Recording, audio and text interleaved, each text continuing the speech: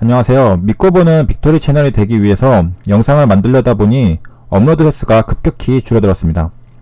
브리핑 간단히 하고 HLB의 전환사채에 대해 공부하는 시간을 가져보겠습니다.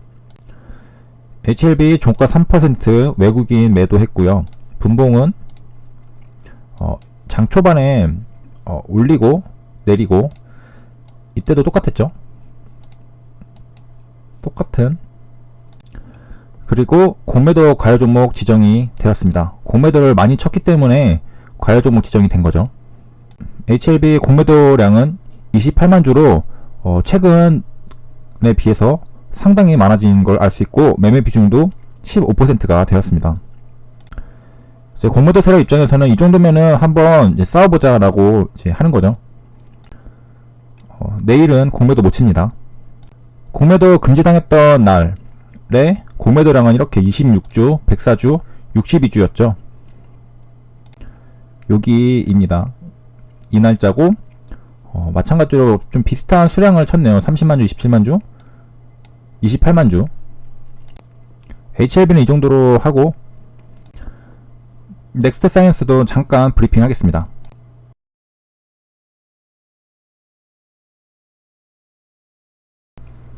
제가 어제 영상을 하나 올렸죠. 조회수가 1만이 넘은 제 채널 최초 전거 좀 돌파였기에 기분이 좋았습니다.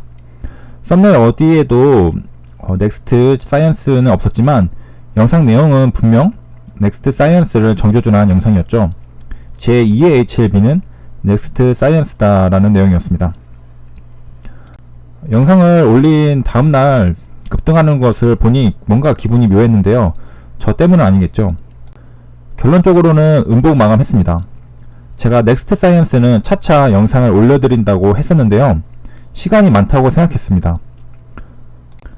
자료는 이미 준비되어 있었는데 미리 알려드리지 못해 HLB처럼 급등할 것으로 생각하셔서 혹시 고점 추격 매수 하시진 않으셨을지 걱정이 좀 되었는데요. 넥스트 사이언스는 아직 전임상 단계이고 이것도 차차 설명드리겠습니다. HLB는 제가 알기로 신약 개발이 이제 16년 걸렸다고 하는데 넥스트 사이언스는 이제 시작 단계입니다. 그래도 이제 혹시나 하는 마음에 한 번 더 언급을 해드리면 HLB는 이제 신약 개발을 계속해서 해왔죠. 그리고 인상 3상이 가셔야될 때쯤부터 대시세가 났습니다. 자, 그럼 오늘의 주제 전환사채에 관해서 이야기해 보겠습니다. 딱 맞춰서 HLB와 넥스트 사이언스 모두 오늘 기사에 전환사채 단어가 들어있는데요. 먼저 HLB는 이제 급등에 CB 투자자가 방긋 웃었다라는 내용이고, 넥스트 사이언스는 오늘 급등 이유이기도 한 85억 투자 유치 소식에 강세라는 기사. 여기에서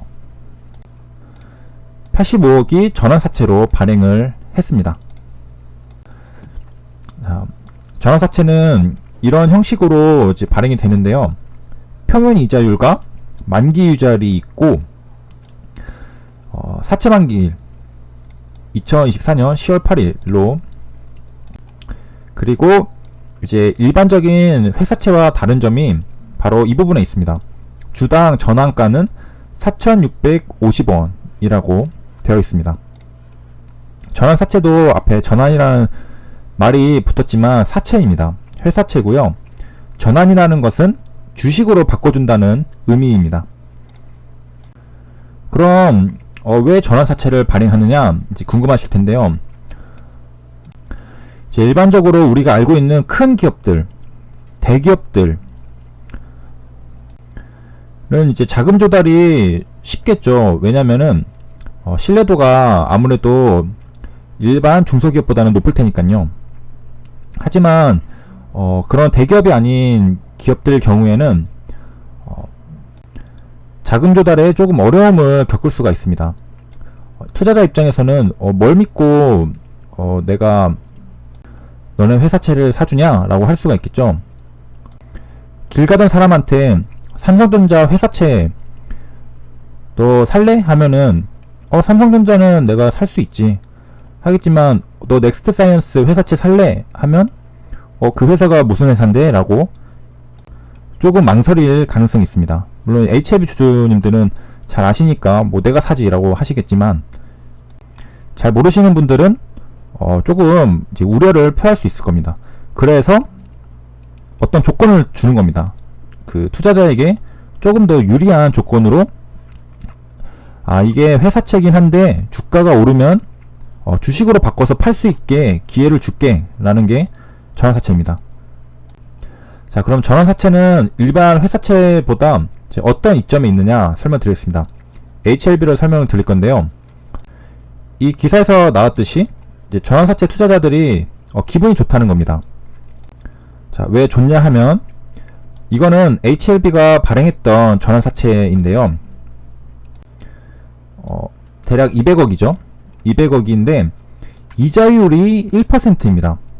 그러니까 이것을 들고 있으면 1%의 이자를 받을 수 있는 거죠. 그래서 만기 2024년 6월 14일이 되면은 원금에 대하여 여기 사채원금의 105%에 해당하는 금액을 일시에 상환받게 됩니다. 그러니까 연수익이 대략 단순 계산으로 한 5% 되는 거네요. 연수익이 아니라 이제 전체 수익률이죠. 이게 회사채로 들고 있을 때 최대치입니다.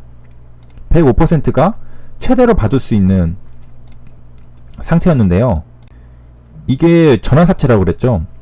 주식으로 바꿀 수가 있습니다. 그렇게 되면은 주가가 올랐을 때 팔 수가 있죠. 여기서 팔 수가 있습니다. 그럼 놀라가서 파는 건 알겠는데 그럼 도대체 얼마에 사서 얼마에 파는 걸로 되느냐? 전환사채는 조금 기존 주주들에게는 불리한 조건이 있는데요. 리피싱 제도라는 게 있습니다. 그래서 전환 가액을 조정해주는 건데요. 처음에 전환사채를 발행했을 때는 8만원이었겠죠. 하지만 주가가 하락하면은 57,000원에 주식으로 바꿔줄게 라는 이런 제도가 있습니다. 그래서 지금 전환사채를 들고 계셨던 분들은 주식을 받는데 평단가가 57,000원에 받을 수가 있게 되는 겁니다. 200억 원치죠. 그러니까 57,000원 대략 여기에서 사서 여기에서 파는 효과가 나타나게 되는 겁니다. 아까 전환사채를 회사채로만 들고 있었다면은 최종적으로 2024년에 대략 105% 5%의 수익률을 볼 수 있었는데 주식이 급등할 때 주식으로 바꿔서 팔게 되면은 무려 이렇게 높은 수익률을 볼 수 있게 되는 겁니다. 기사에 따르면 그 수익률이 무려 40% 가량 된다고 합니다. 와, 이런 사기적인 게 있었나 생각이 드실 텐데요. 원래 이 세상이 이런 거죠. 자, 그 그림으로 한번 정리를 해드리겠습니다. 우리가 전환사채를 이제 산 투자자라고 생각을 해보겠습니다. 그럼 전환사채가 이자율이 이렇게 있겠죠. 여기가 2024년에 까지 기다리면은 5% 수익을 주는 겁니다. 주가 수익률을 이제 왔다 갔다 하겠죠. 가격이 위로 올라가거나 아래로 내려가거나 이렇게 자기 마음대로 주가가 움직이면서 이제 수익률이 달라질 겁니다. 그런데 이렇게 밑으로 내려갔을 때는 우리가 이렇게 채권으로 가지고 있는 거죠. 5%는 확정입니다. 그리고 주가가 이렇게 위로 올라갈 때 수익률이겠죠. 이거는 이 선은 다 수익률입니다. 이게 막 10%가 될 때 그럼 여기서 이거 주식으로 바꿔서 팔면은 이게 확정이 되는 겁니다. 그러니까 결국에는 이 하단은 내려가지 않는 그런 투자가 되겠습니다.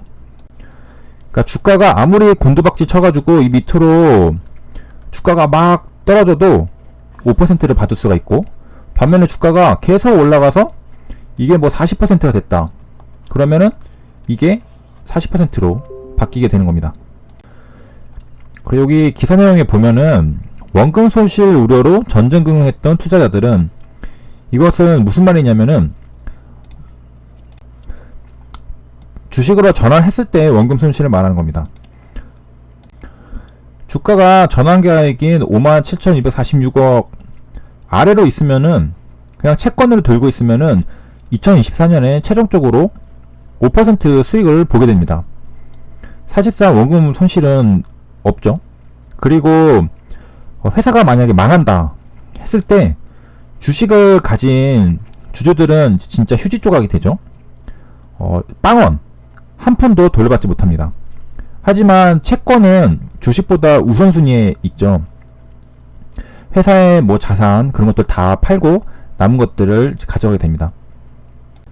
그래서 채권으로 안전하게 가지고 있다가 주가가 오르면 또 주식으로 바꿔서 팔 수 있는 그런 좋은 기회들을 제공해 주는 게 전환사채입니다.